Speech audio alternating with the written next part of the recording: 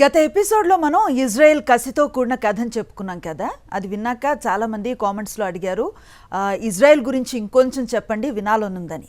అందుకే మొజాద్ చేసిన ఒక కీలక ఆపరేషన్తో మీ ముందుకు వచ్చాను. మొజాద్ ఈ పేరు వింటే చాలు అరబ్ దేశాల ఇంటెలిజెన్స్ చీఫ్లకి రాత్రిపూట నిద్రలో కూడా చెమటలు పడతాయి. వీళ్ళ గురించి ఒక సామెత ఉంది. మొజాద్ ఒకరిని చంపాలని డిసైడ్ అయితే వాళ్ళు భూమి మీద ఎక్కడ దాక్కున్నా సరే వాళ్ళ ఒంటి మీద బట్టలు కుట్టే టైలర్ కంటే ముందే మొజాద్ వాళ్ళ బాడీ మెజర్మెంట్స్ని తీసేసుకుంటుంది. అంత ఖచ్చితత్వం, అంత క్రూరత్వం, అంతటి అంకిత భావం.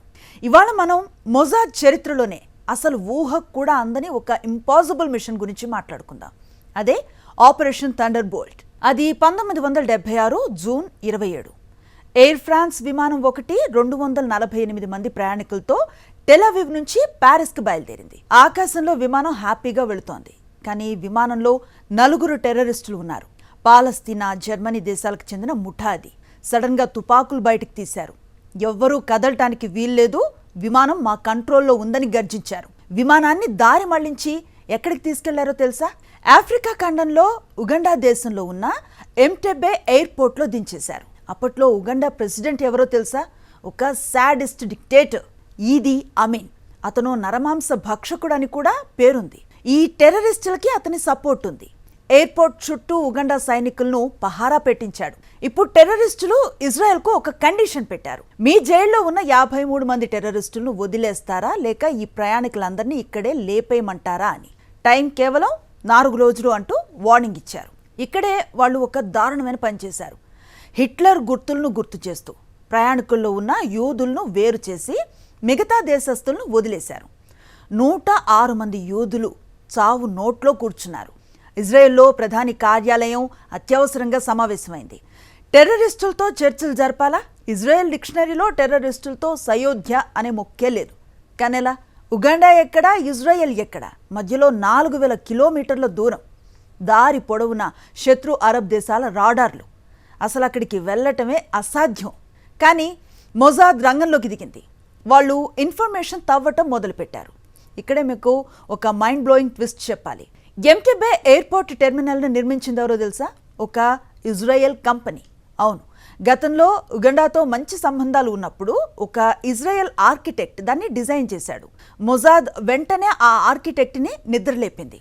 ఆ ఎయిర్పోర్ట్ బ్లూ ప్రింట్లు, ప్లాన్ అన్నింటినీ తెప్పించింది. కేవలం 24 గంటల్లో ఇజ్రాయెల్ ఆర్మీ బేస్లో ఎంటెబే ఎయిర్పోర్ట్ లాంటి నకిలీ సెట్టింగ్ని నిర్మించేశారు. సైనికులు అక్కడ ప్రాక్టీస్ చేయడం మొదలుపెట్టారు. కానీ ఇంకో పెద్ద సమస్య ఉంది. విమానాలు ఎయిర్పోర్ట్లో దిగాక ఈదీ అమీన్కి అనుమానం రాకుండా టెర్మినల్ లోపలికి ఎలా వెళ్ళాలి? ఇక్కడే మొజాద్ ఒక అద్భుతమైన ఐడియా వేసింది. ఉగండా ప్రెసిడెంట్ ఈదీ అమీన్ ఎప్పుడు ఒక నల్లటి మెర్సిడెస్ బెంచ్ కార్లో వెనుక 2 ల్యాండ్ రోవర్ జీపుల కాన్వాయ్తో తిరుగుతూ ఉంటాడు. మొజాద్ ఏం చేసిందంటే రాత్రికి రాత్రే ఒక పాత మెర్సిడెస్ కార్ను సంపాదించి దానికి ఈదీ అమీన్ వాడే నల్ల రంగును వేసి ఉగండా జెండాను తగిలించింది. కమాండాలకు ఉగండా మిలిటరీ దుస్తులు వేసింది. జూలై 3 రాత్రి 11 గంటలు చీకటిని చీల్చుకుంటూ 4 ఇజ్రాయెల్ C-130 హెర్క్యులస్ రవాణా విమానాలు ఎంటెబే ఎయిర్పోర్ట్లో లైట్లు లేకుండా నిశ్శబ్దంగా దిగాయి.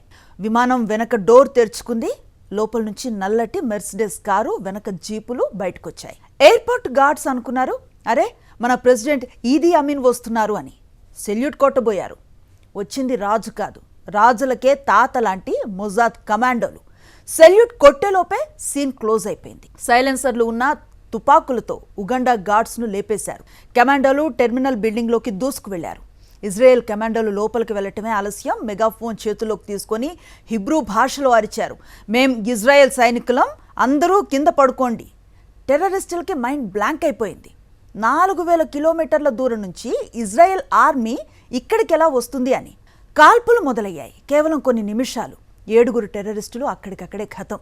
అడ్డొచ్చిన 45 మంది ఉగండా సైనికులు కూడా మట్టికరిచారు. కానీ పోరాటంలో ఇజ్రాయెల్ ఒక గొప్ప వీరుణ్ణి కోల్పోయింది. ఆయనే ఈ గ్రౌండ్ మిషన్కి కమాండర్ యోనాథన్ నెతన్యాహు. ఈయనెవరో తెలుసా? ఇవాళ మనం చూస్తున్న ఇజ్రాయెల్ ప్రధాని బెంజమిన్ నెతన్యాహుకు స్వయానా అన్నయ్య. ఆయన వీరమరణం పొందారు. కానీ మిషన్ సక్సెస్. 102 మంది ప్రయాణికులను సురక్షితంగా విమానాల్లోకి ఎక్కించారు. వెళ్తూ ఉగండా ఆర్మీ మళ్లీ వెనక నుంచి దాడి చేయకుండా ఎయిర్పోర్ట్లో ఉన్న ఉగండా మిలిటరీకి చెందిన 11 మిగ్ యుద్ధ విమానాలను బాంబులు పెట్టి పేల్చేశారు. మొత్తం ఆపరేషన్ టైం ఎంతో తెలుసా? కేవలం 53 నిమిషాలు. అవును, 53 నిమిషాల్లో ఒక దేశం బార్డర్ దాటి వెళ్లి వాళ్ల ఎయిర్పోర్ట్లో దూరి శత్రువులను చంపి తమ పౌరులను తెచ్చుకుంది.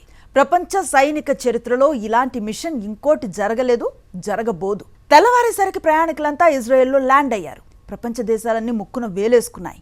ఈదీ అమీన్ పరువు గంగలో కలిసిపోయింది. ఇదండి మొజాద్ స్టైల్. ఈ కథ మనకేం చెప్తుంది?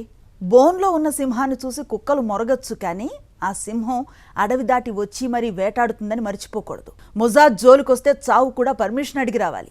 ఇలాంటి ఆపరేషన్లు మొజాద్ డైరీలో వందలు ఉన్నాయి. అర్జెంటీనాలో దాక్కున్న హిట్లర్ కుడి భుజం ఐచ్మ్యాన్ ను ఎలా కిడ్నాప్ చేశారు? సిరియా ప్రభుత్వంలోనే మొజాద్ ఏజెంట్ ఎలా డిఫెన్స్ మినిస్టర్ రేంజ్కి వెళ్ళాడు?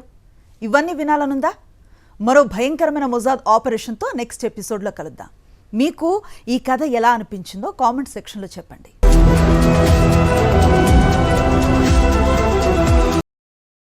మరిన్ని అప్డేట్స్ కోసం ఛానల్ ను సబ్స్క్రైబ్ చేయండి. నోటిఫికేషన్స్ కోసం బెల్ ఐకాన్ పై క్లిక్ చేయండి.